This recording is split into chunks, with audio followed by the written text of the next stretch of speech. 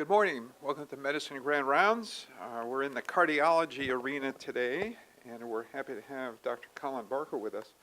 Just a programming note, as you can see, Dr. Barker is going to be talking about the interface between cardiology and coagulation.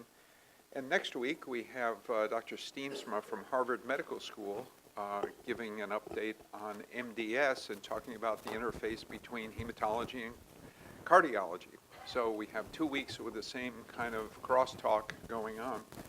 Dr. Barker, by way of background, got his medical degree at Boston University, did his internal medicine residency at Vanderbilt, a fellowship in cardiology at NYU, and then a couple of years postdoc in subspecialties of cardiology at the Scripps Institute in La Jolla. After that, for 3 years, he was on the faculty of UT Health Sciences Center across the street as a cardiologist. And for the past 5 years, we've been fortunate to have Dr. Barker on our staff at Houston Methodist Hospital. He's currently assistant professor of medicine at the Institute for Academic Medicine and Weill Cornell Medicine, and is a leader of clinical trials in cardiology, has authored a number of outstanding papers in that field. And as you now know, millions and millions of Americans take anticoagulants for a variety of reasons, and many more probably should be on it. But how do we stop them when we need to? Dr. Barker is going to give us an update on this important issue this morning. Colin. Great. Thanks a lot, Dr. Robbins, and thank you for asking me to come here. As a way of background, my specialty is more interventional cardiology, and within that now we even have subspecialties where I primarily do interventions for valvular heart disease and other issues. But no matter what, I'm still an internist and a cardiologist, and a question that always comes up is how to manage antiplatelet drugs and anticoagulants, particularly in the peri-procedural period when people have to go for various procedures, colonoscopies, TURPs, orthopedic surgery, thoracic surgery, etc. And finally, I was asked to do a talk for this at the American Stroke Association in February, so I started to think about it and put things together, and what I realized is a lot of us aren't doing this right. And the issue is we don't understand the upfront indications, particularly for the antiplatelet meds. So that's the take the bull by the horns part. I think hopefully by the end of this you'll understand that people shouldn't be on Plavix forever anymore. That's 10 years ago that was acceptable. These days that's not acceptable. People should be off Plavix within 6 to 12 months if they're on it for a cardiovascular indication. And that would make your peri-procedural management much simpler if the people weren't even on the drug in the first place. The anticoagulants are a little trickier, and that'll be the second sort of half or last 20 minutes of this talk. So I'll go over both. This will be split up because they are different drug classes, even though people tend to be on both of them together at the same time frequently. But we'll go through the indications for both antiplatelet and anticoagulants from a cardiovascular standpoint. I'm not going to talk about DVTs and PEs and those sort of things. What are the bleeding risks of these drugs, and how do we evaluate the thrombotic ischemic risk of patients? We're trying to balance clotting and bleeding at the same time. In addition, when someone's going for a procedure, you need to understand what's the risk of the procedure, not only from a cardiovascular standpoint, but also from a bleeding standpoint. When, if ever, is it appropriate to bridge people? And then ultimately, when they get through the procedure, you do have to put them back on therapy, and there is appropriate and inappropriate ways to do that. And we'll sort of close out, particularly in the anticoagulant section, with a recent publication from the American Heart Association, the American Stroke Association, which provided, I think, some pretty helpful algorithms to manage these patients. It was just published a month ago. So here's a case of someone we took care of here, a 67-year-old gentleman with high blood pressure, high cholesterol. 2 months ago had presented with an acute coronary syndrome and a non-ST elevation myocardial infarction. He was treated with a drug-eluting coronary stent into his left circumflex, was started on dual antiplatelet therapy. Notice aspirin 81 milligrams. In coronary artery disease, there's no longer any need or indication to be on 325 milligrams. That's in cardiology, the only time to be on aspirin 325 is for a low-risk atrial fibrillation patient. He's on Plavix 75, so that's your most common dual antiplatelet, which is what DAPT is, dual antiplatelet therapy regimen. He, a couple months later, ended up presenting unexpectedly with chest pain and shortness of breath after undergoing a urology procedure. His urologist's office had told him to stop his dual antiplatelet therapy 5 days prior to the procedure. And here's his angiogram. So this is what I spend most of my life doing, is heart caths. So this is the catheter going into the left main artery. You see a LAD here. And what to me and other cardiologists would pick up quickly is his left circumflex is missing. But you could sort of, I think, appreciate a sudden cutoff here of what was a fairly decent caliber artery. And what you're seeing here is a clot sitting inside of a stent, inside the coronary artery.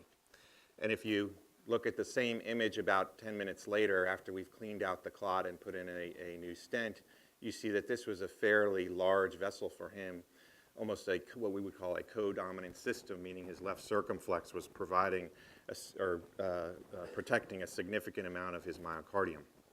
So the diagnosis here was a stent thrombosis due to premature dual antiplatelet therapy interruption.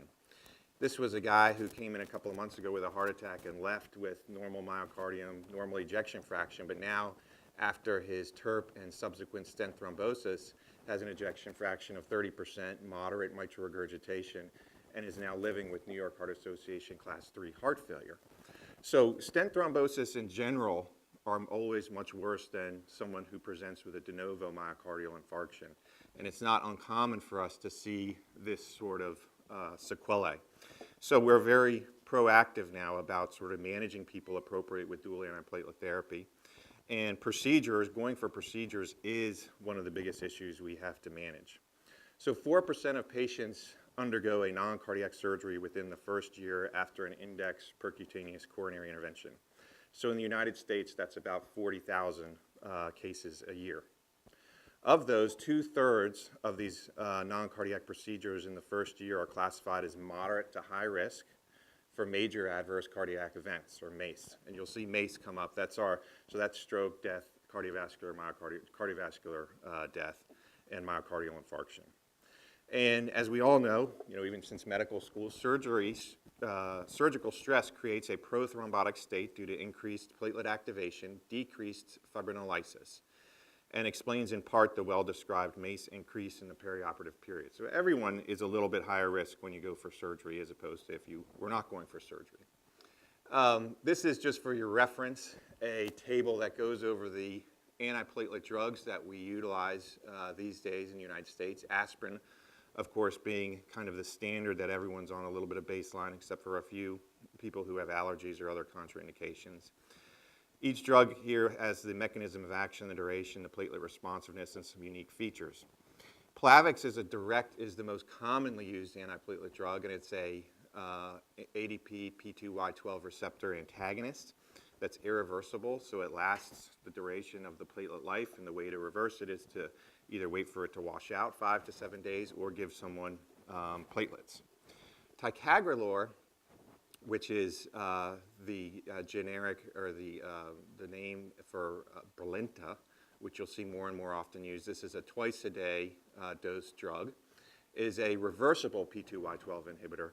So it has a much shorter half-life. You can stop it for a couple of days in order to get someone safely through a procedure without compromising their bleeding risk.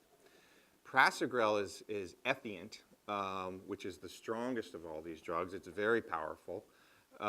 People tend to have the most frequent issues with bruising, et cetera, but also tend to present with bleeding complications. Although we do still use it in people who have a high thrombotic burden or would come in or presented with a myocardial infarction already on one of these antiplatelet drugs. Similar to Plavix, it's irreversible, so it lasts the duration of the platelet and takes about 5 to 7 days to leave the system. And the other way to reverse it emergently would be with platelet transfusion. It's contraindicated in people who have had prior strokes. And Cangrelor, which we won't talk about much, is an intravenous form of these drugs. One common misconception about coronary stents, particularly when you're putting one in, which may or may not be appropriate anymore, in the setting of perioperative risk stratification, revascularization, and get them to the surgery. Frequently, people ask us to put in a bare metal stent, the idea being that they heal quicker and there'll be less risk of stopping dual antiplatelet therapy and subsequent less risk of perioperative myocardial infarction. The alternative is the drug-eluting stents, which are now used 99+% of the time, and a lot of it is because of this and other data. But what I'd like you to appreciate here, and this is a large series, a composite of almost 120,000 stents in almost 50,000 patients. This was in JAMA a couple years ago. The 30-day postoperative event rate or MACE rate is on the y-axis. The time from stent implantation to operation is on the x-axis. So early on, and this will be a common theme, early on is when you get your events, particularly if someone has to go to any sort of surgery within the first 30 days after having a coronary stent. Their risk is exceedingly high, 10 to 30% for having a cardiac event. So whatever you can do to delay things, of course there are emergencies and urgent indications for operations that can't be delayed, but anything that can be delayed beyond 30 days is ideal. But it turns out, regardless of whether or not someone has a bare metal stent or a drug-eluting stent, the event rate's the same, if not a trend for it to be a little bit higher in the bare metal stent group. And once you get out to a year, which is the sort of ideal, as we'll understand, stopping point for antiplatelet therapy, the event rates are essentially the same. But if you put a bare metal stent in somebody, what you've not offered the opportunity for is long-term durability of the stent.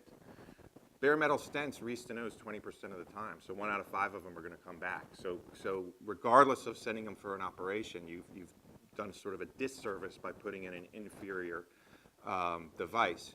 Whereas drug-eluting stents now are pretty safe and pretty effective. They only restenose about 5% of the times. So we really don't use bare metal stents anymore. And the idea that putting a bare metal stent in to get somebody to surgery sooner is really not accurate and shouldn't be done anymore. But you still will see that frequently happen. Here's another really sort of comprehensive analysis looking at all publications of patients who had coronary stents implanted and then had to go for some sort of non-cardiac surgery.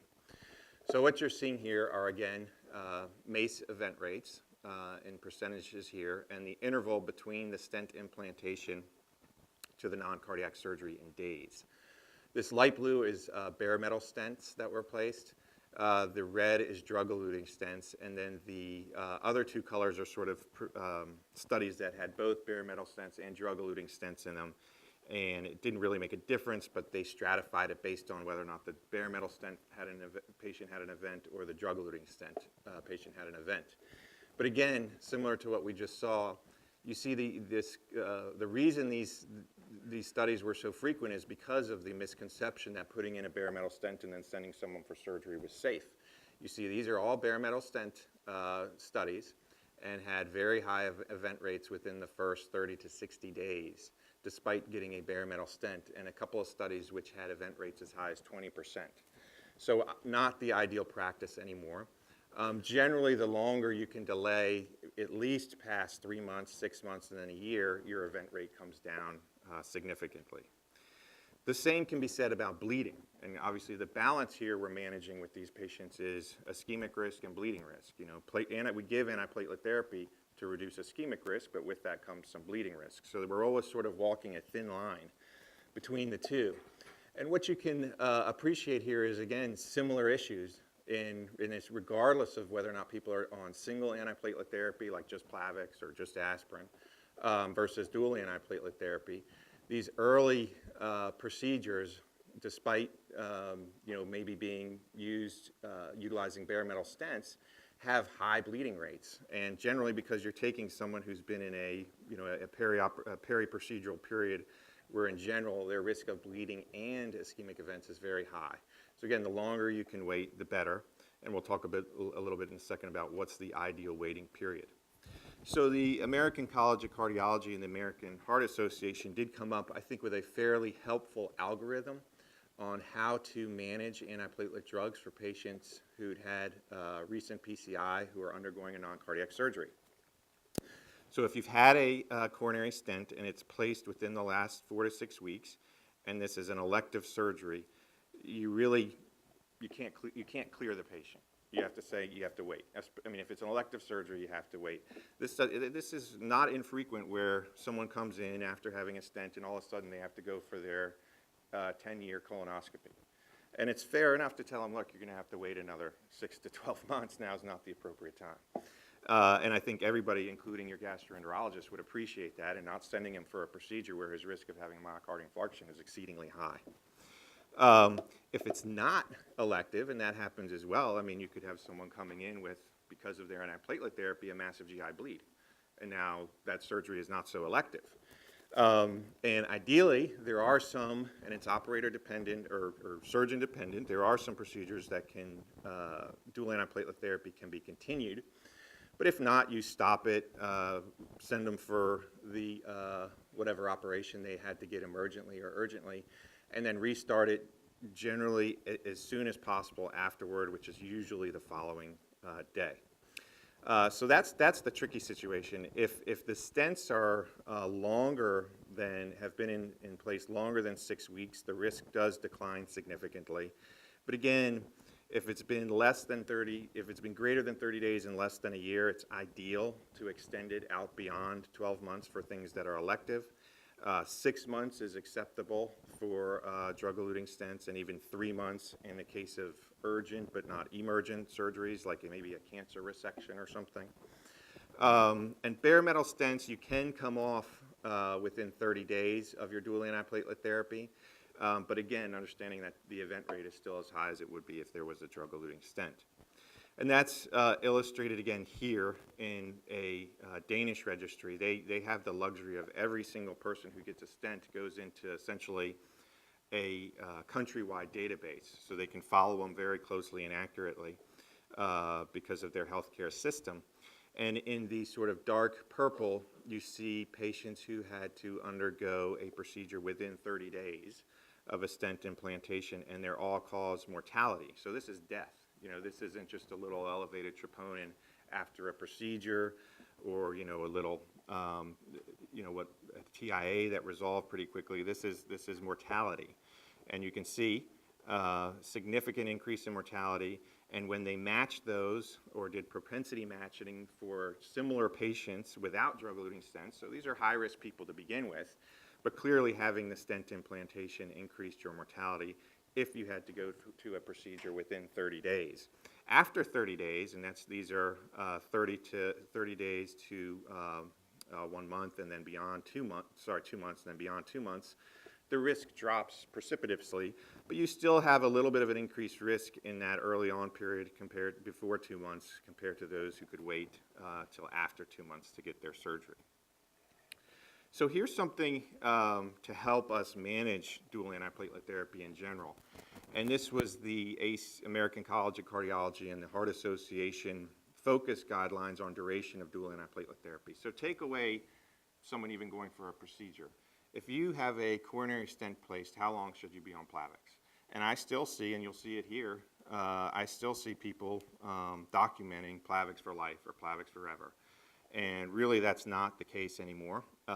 After 6 months to 12 years, there's really marginal benefits, if any, none proven, to prolonged dual antiplatelet therapy, and there is potential for harm. So the patients are generally grouped into 2 categories when they undergo coronary revascularization. There's the group that has stable ischemic heart disease, meaning they presented to their office, to a cardiologist's office for one reason or another, had a stress test that was abnormal. They went for a heart cath and had a stent placed. So the stable patient, that's stable ischemic heart disease. Versus those who present, and this is more frequently what we see, with acute coronary syndrome, meaning they come into the hospital with either unstable angina or chest pain with a non-ST elevation myocardial infarction, or even a full-blown ST elevation myocardial infarction. And depending on which group the patient falls in, that will determine their dual antiplatelet therapy duration. If you if you or someone who was treated with stable ischemic heart disease, and you had a bare metal stent implanted, which we really see rarely, if at all, anymore, the appropriate duration for the Plavix or whatever P2Y12 inhibitor you use is 1 month. If you had a drug-eluting stent implanted, and this is the one I think a lot of people don't or sort of miss and don't realize anymore. 6 months is the appropriate duration for dual antiplatelet therapy after a drug-eluting stent. You know, initially when drug-eluting stents first came out, it was 3 months, and then there were all these stent thrombosis rates, and based on some retrospective anecdotal data, it was pushed to 12 months. And then people were just basically saying, well, we should be on Plavix forever if you have a drug-eluting stent, but that really makes managing these people difficult. So if they're managed appropriately after 6 months, you stop the dual antiplatelet therapy, they're on aspirin. Then if they have to go for some sort of procedure, it's not a big deal. They're off the antiplatelet therapy. You know, you can assess their ischemic burden if you think there's going to be a risk of some silent ischemia, but you won't have to have the deal with the issue of the bleeding risk with being on the clopidogrel. And then I already mentioned this, the appropriate dose for patients who have, the appropriate dose of aspirin for patients who have coronary stents is 81 milligrams. It's not 325.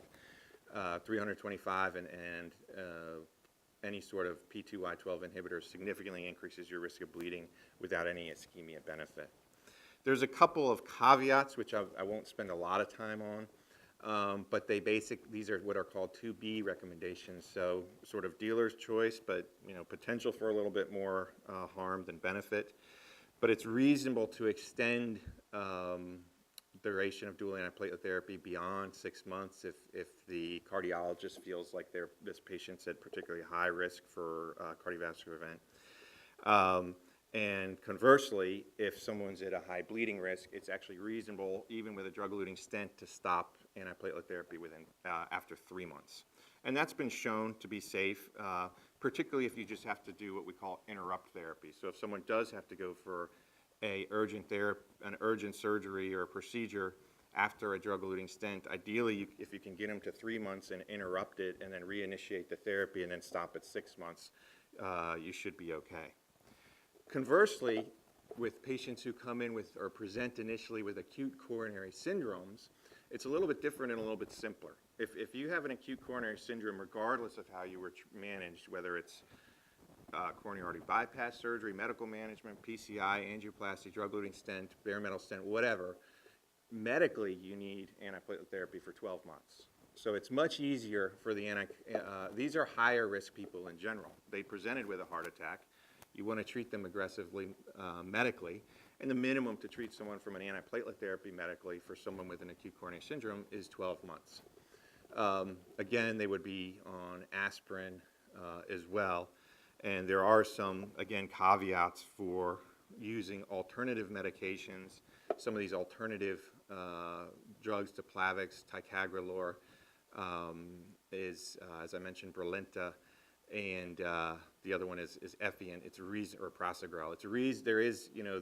There are some large trials that showed some marginal benefit in these drugs over clopidogrel for ACS, but in general, we still use a lot of Plavix.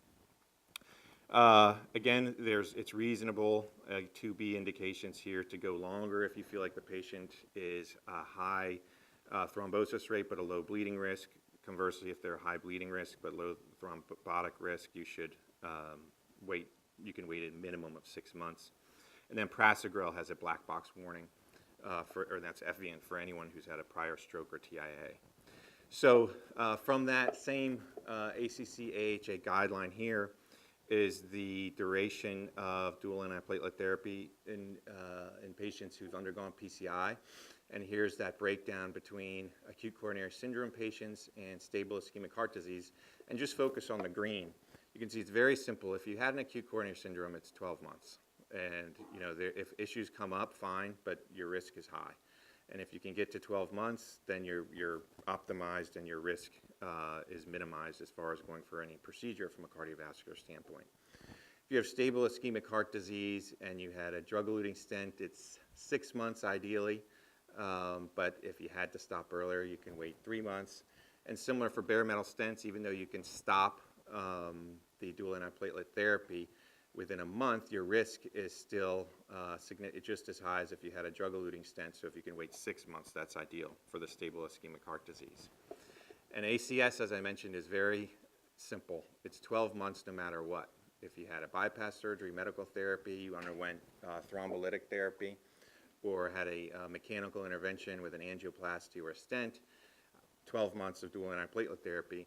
Because you're treating, I mean, ACS and atherosclerosis, et cetera, it's really a systemic disease, even though we treat the one focal issue that was the presenting culprit. All these patients are unstable throughout their whole cardiovascular tree. So leaving them on antiplatelet therapy for 12 months is really essential. So here's the algorithm that really addresses, so now what do we do when we have this patient and they have to go for a non-cardiac surgery? And basically, I think focus here on the drug-eluting stent population, because this is who we're going to see the most. 3 months is the minimum, but ideally, if they have to go for surgery, understand that they're high risk no matter what you do. You document that this patient had a stent within 3 months, they're high risk for a cardiovascular event. If you can wait 3 months, 6 months, and get them off their dual antiplatelet therapy, they're essentially low risk. So you've optimized them. And then the intermediate time frame is this 3 to 6 months where, if it's urgent enough and they can't wait, like a cancer that has to be resected, a thoracic surgery or whatever, understand that there's sort of intermediate risk and you'd want to just interrupt their therapy. You'd stop it, get them through their surgery, and then as soon as the surgeon says it's okay to restart the therapy. There's an app for everything. So there's an app for this to help you manage dual antiplatelet therapy. And actually, this is, I find, fairly useful. It was published, and it's free by the American College of Cardiology, and it's this DAPT risk calculator where you enter several of patient variables that you come up with a risk score. And it'll give you, I think, fairly accurate assessments here of what's the risk if you continue the dual antiplatelet therapy versus what's the risk if you discontinue it. And it breaks it down into myocardial risk as well as bleeding risk. And it should be no surprise if you continue the dual antiplatelet therapy, your risk of a myocardial infarction is fairly low, particularly if it's a stent thrombosis, but your bleeding risk is very high.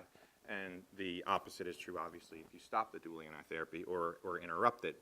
But you have to understand here is where you have to sort of use your own judgment. Is a twofold increased risk of myocardial infarction equal to a 1/3 reduction in bleeding risk? And so that's where us and you as clinicians have to make a judgment call. So reinitiating therapy is first and foremost should be based on what's the indication for the antiplatelet therapy up front. So for example, these days, if someone went for a surgery 6 months after their drug-eluting stent and they had stable ischemic heart disease, you don't need to reinitiate the therapy. They don't have an indication anymore to stay on dual antiplatelet therapy.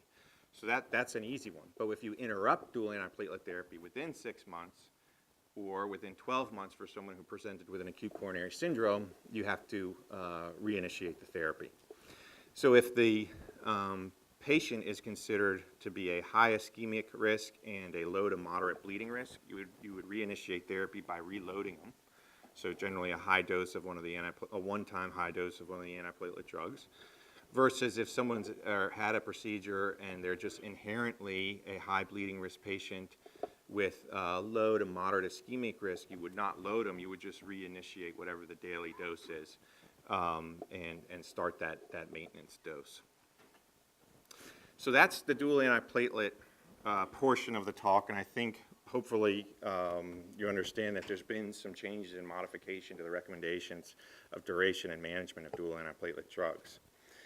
Switching gears, we're going to focus now on anticoagulants. So this is another case of someone we managed here, a 77-year-old female with chronic atrial fibrillation on apixaban, 5 milligrams twice a day, appropriately risk stratified for surgery. She had to undergo a partial lobectomy for isolated lung cancer. She had a low-risk cardiac stress test. She stopped her apixaban 2 days before surgery, had a fairly uneventful surgery, but in the PACU had a acute right-sided hemiparesis. And so she was actually taken by the stroke team for emergent cerebral angiography and neurorescue. And I'm not a neuroradiologist, but what you can appreciate here is, so this is the cerebral tree, cerebral vascularization. This is the middle cerebral artery, and it's essentially cut off right here. And you can see after they revascularized it, there was a significant amount of the brain that was jeopardized by that cardioembolic event.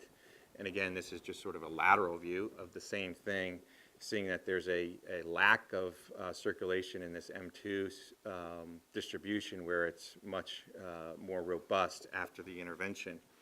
And even with rapid and really timely intervention, there's still some degree of neurologic deficit after the woman went home. And you can see here on the MRI the stroke. And here's what they sucked out, and they actually have this little sort of basket stent-like thing where they trap the clot and essentially extract it and restore flow. So that's a challenging case, and we see that every probably once or twice a month on periprocedural strokes on patients who have atrial fibrillation when their oral anticoagulation is discontinued.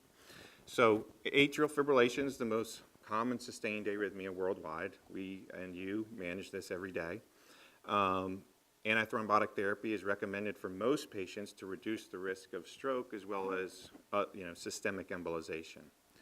We do have a risk score, the CHADS VASC score, as a tool that we can use in order to risk stratify people and determine whether or not they should be on anticoagulation. And when it comes to procedures, going for non-cardiac surgery, et cetera, temporary interruption is defined as the omission of greater than or equal to 1 dose of an oral anticoagulant in preparation for the procedure. So patients who are on anticoagulants frequently have to have interrupted therapy, and we just have to make sure the patient, the surgeon, everybody is, understands why that is and what risks come with interrupting anticoagulation.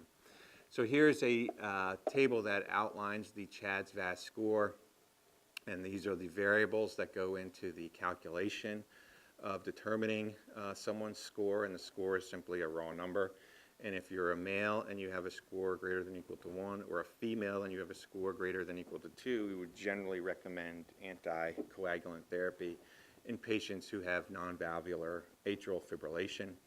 So the variables are primarily a history of congestive heart failure, and it does not mean you have to have a low ejection fraction. If you just have the heart failure syndrome in your history, you get a point for that.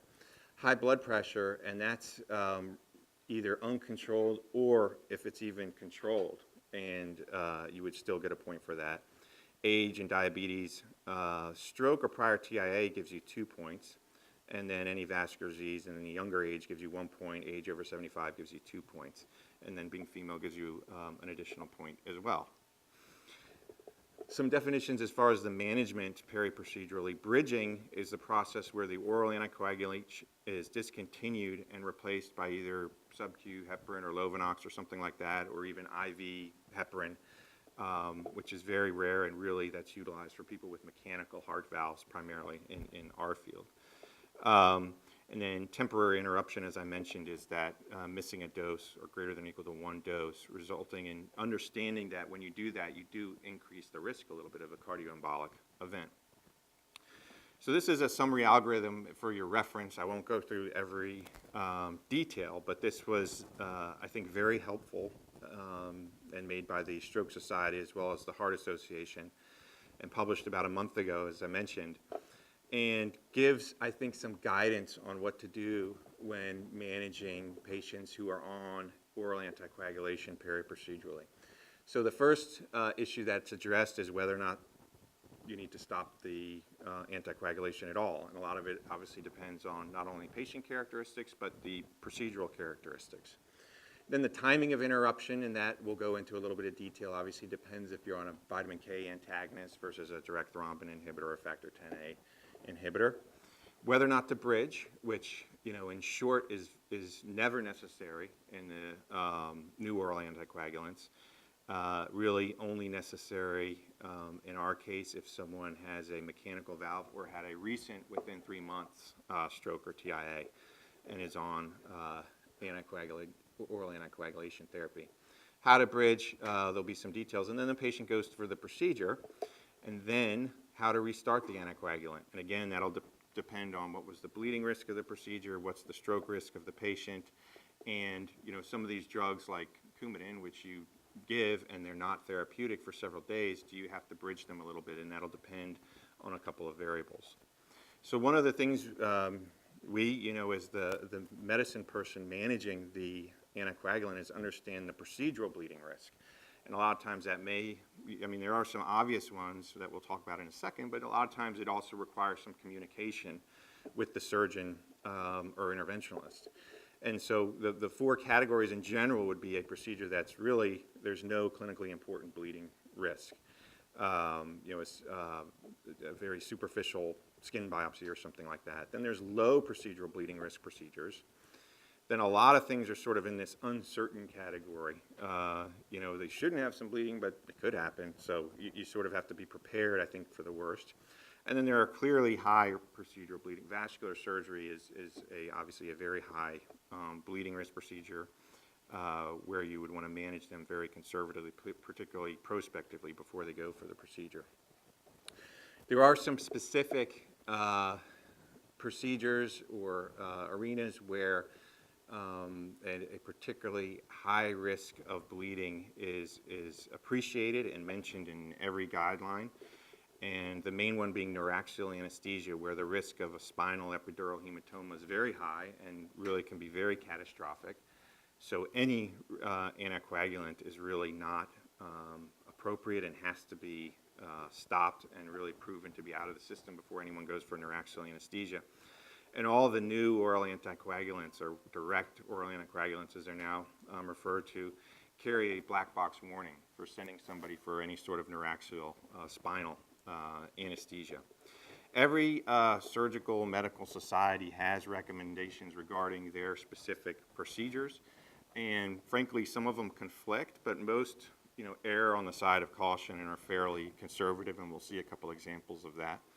And ultimately, the person doing the procedure, the surgeon or the proceduralist, the endoscopist, whoever, should be the one to at least help guide this decision on interruption. And they'll know what their comfort level is, and frankly, that's sort of what trumps everything, regardless of our own recommendations. The converse to the cardioembolic risk for atrial fibrillation is what's the patient's bleeding risk. And the has-bled score has now been established as a fairly reliable and now validated score that gives us an assessment of what someone's bleeding risk is. So if they're obviously low cardioembolic risk and high bleeding risk, you wouldn't anticoagulate them in general. And vice versa, you would anticoagulate most of those people.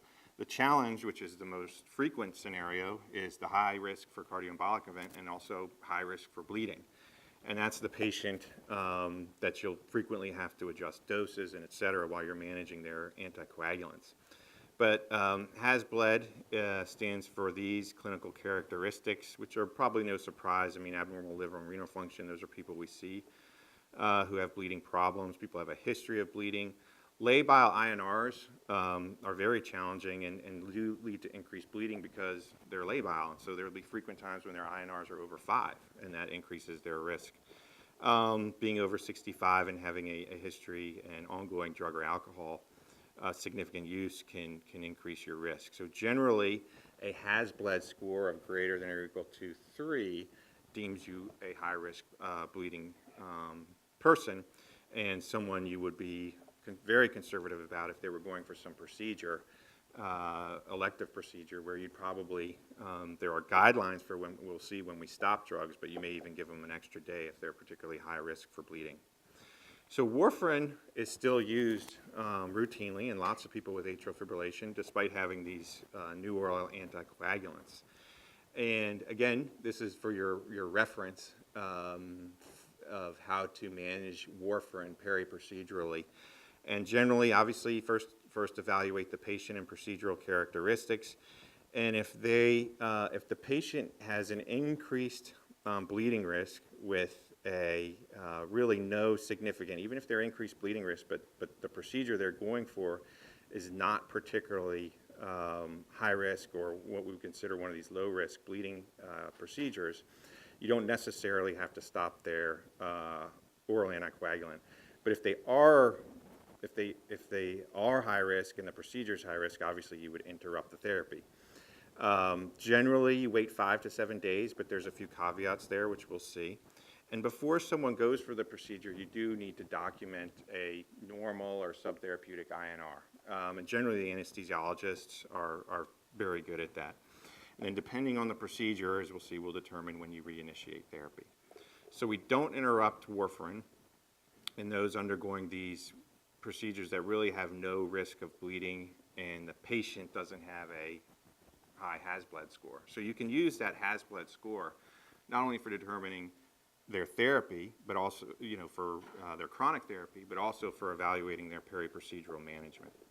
We do interrupt therapy in patients who are undergoing procedures that have either intermediate to high risk or even unknowns or uncertain risk, and patients who have intermediate to high risk or who are uncertain.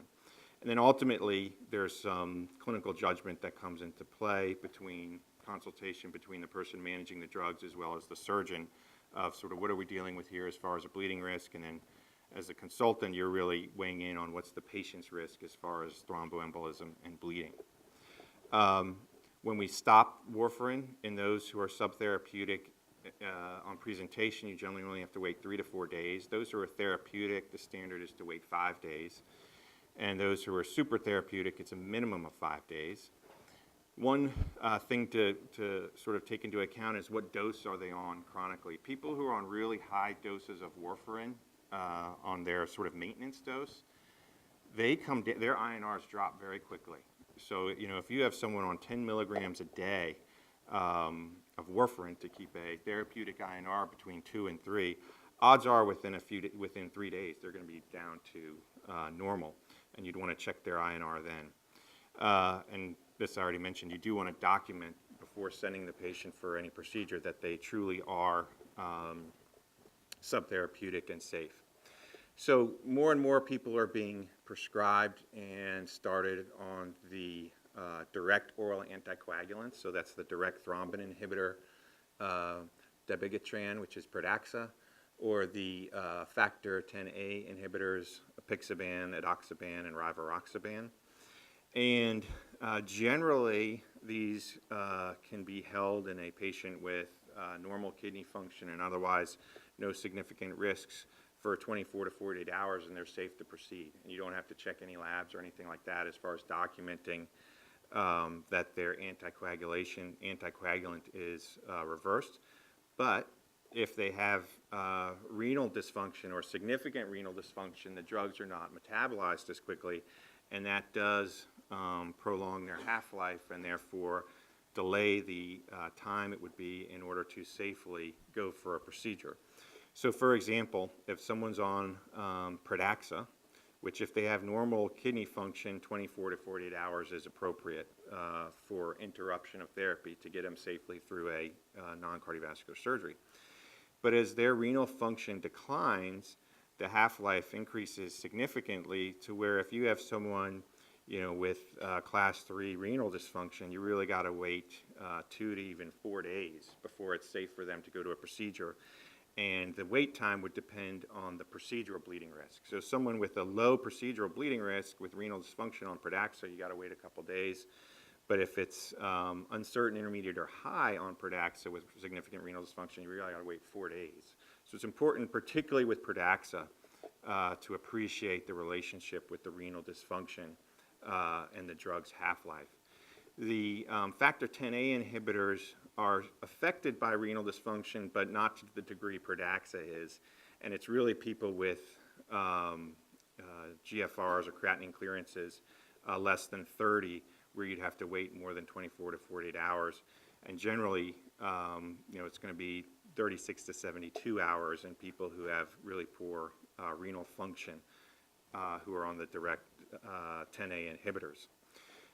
These drugs are much easier to manage once you get the timing, depending on their renal function and the surgical risk of bleeding, whether it's low, uncertain, intermediate, or high. You kind of have an idea because 24 to 48 hours is going to be sufficient for 90% of the patients on these drugs. And frankly, 48 hours is sort of our own rule of thumb. If you're off it for 48 hours, you're safe, you know, as long as you're not on the dialysis set, et cetera. Less and less people, frankly, are on Pradaxa. So if you're on one of the direct 10A inhibitors, you wait 48 hours, you're safe for any procedure, even if it's a high bleeding risk procedure. You do not ever have to bridge these drugs. And in fact, it's contraindicated. Mixing intravenous or even subcutaneous anticoagulants with direct oral anticoagulants is not safe. So that's not sort of an accepted therapy. Bridging is only done for warfarin and vitamin K antagonists. And that's outlined here, and I won't go through it, but it's a fairly busy slide. But just take home the two patient populations that do require bridging, and the bridging can be different. If you have a mechanical valve, it requires IV heparin for bridging. If you have had a stroke or TIA within 3 to 6 months, you can bridge simply with Lovenox or some other subcutaneous anticoagulant. But it's important to understand those two distinctions and their associated risk. Restarting oral anticoagulants, again, back to what was the procedural bleeding risk? Is there appropriate hemostasis? Is there a massive hematoma that obviously you'd want to delay things? Versus was everything pretty clean, very little blood loss, you can generally start the next day. If there's some bleeding risk, you generally would wait 48 hours and reassess. The direct oral anticoagulants, you just restart their maintenance dose. For the vitamin K antagonists, if they're on a mechanical valve, if they have a mechanical heart valve, you'd start IV heparin and then subsequently start the Coumadin until there's therapeutic on their INR, and then you can stop the heparin. If they've had a stroke or TIA and they're high risk, again, as I mentioned, just like upfront bridging, when you restart the Coumadin, you can use Lovenox, which would be a little bit more easy. So obviously, when restarting anticoagulation, you want to make sure there's been appropriate hemostasis. Particularly, there are some higher risk, neurosurgery is something where you might be a little bit more conservative as far as rushing in and starting anticoagulation therapy. And also patient risks. Do they have a high has-bled score? If they do, you might want to wait 48 hours or so before starting any therapy. I mentioned this, but there are these instances, and it's really only with warfarin where you're going to want to bridge them with IV anticoagulation. And this is a busy slide, but basically addresses what I'd already mentioned about starting the direct oral anticoagulants without ever using a bridge, because that creates a very high-risk bleeding situation. Generally, just as the pre-procedural timing, our general rule of thumb is 48 hours. Post-procedural 48 hours is, for most cases, safe. So if you just remember 48 hours for the direct oral anticoagulants as a pre-procedural time period as well as a post-procedural, you should generally be safe without any bridging required. So that was sort of a whirlwind, and a lot of those slides I think will just be available for your own reference because there's a lot of detail in there about managing antiplatelets and anticoagulants, but hopefully can be helpful because it's a very common consult, I feel like, that we get in managing these patients. But just sort of the take-homes define the indication up front, particularly with these antiplatelets drugs. Now that we know they don't have to be on them forever. If you've gotten someone through a procedure, you've stopped their antiplatelet drug, and it turns out there's no indication to restart it, don't restart it. Balance the assessment as far as what's the ischemia risk and bleeding risk, not only for the patient, but for the procedure. And then communication is obviously very important between the proceduralist and the consultant when it comes to determining what's the true bleeding risk of the procedure. And there are many patients who are on both antiplatelet therapies and anticoagulants, but the approach is best to just address each individually. Obviously, you're going to stop both for procedures, but you're going to manage them a little bit differently as far as stopping them, potentially bridging them, and reinitiating them. With that, I'll thank you for your time.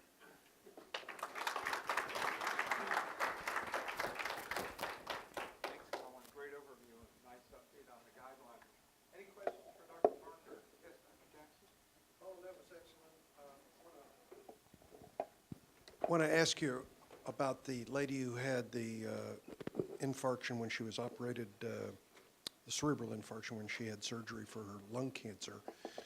Would a patient like that be best managed with a TEE prior to stopping her anticoagulation, assuming that her thrombotic event was a thromboembolic event rather than a primary thrombosis from her hypercoagulability from her lung cancer? Yeah, that's actually, I hadn't thought of that. That's a good idea. So you're getting at the issue of if there was a left atrial appendage thrombus, would you probably maybe manage things a little bit differently, maybe a little bit more aggressively?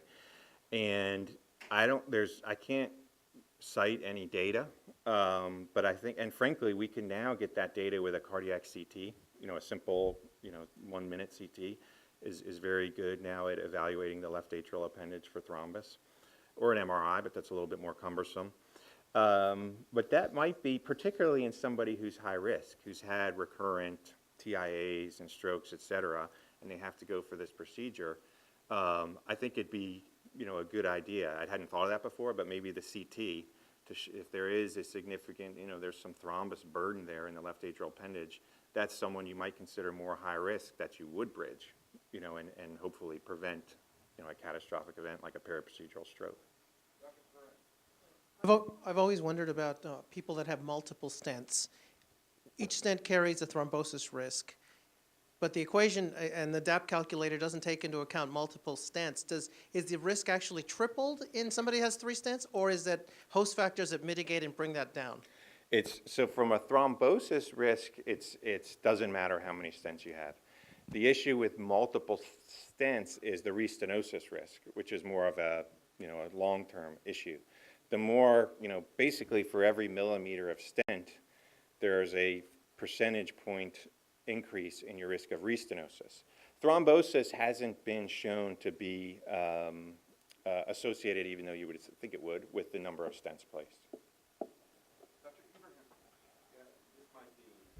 Somewhat unrelated, what is your sense, at least in the renal community, most people would now, it's almost there's a moratorium on Coumadin because of excessive risk of bleeding. Do you have a sense on how you use Coumadin or what your recommendations are in advanced kidney disease? Yeah, I mean, we're using less and less Coumadin in that patient population. A lot of it is per the nephrologist's request. And it's just an issue of dosing things appropriately. But there are patients, for example, with mechanical valves, where we still have to use Coumadin. There are a lot of people with mechanical valves and kidney failure. And unfortunately, it is a challenge, and they end up, being sort of higher utilization and resource patients. They end up getting more transfusions, et cetera. They're a challenge, but the general movement has been away from warfarin, and I think that's sort of not just here, that's everywhere for end-stage renal disease patients. There's one of the big advantages of the direct oral anticoagulants is less bleeding, and they're equivalent as far as effectiveness, but there's clearly a benefit for less bleeding in all comers. So particularly in someone like a dialysis patient who's going to be getting poked, 3 times a week, there's an advantage there. Do you know if the ACC is coming out with little pocket handbooks that include all these algorithms?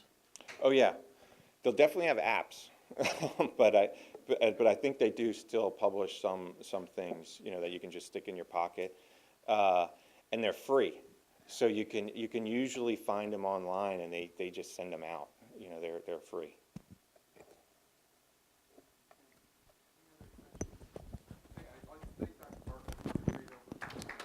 Thank you.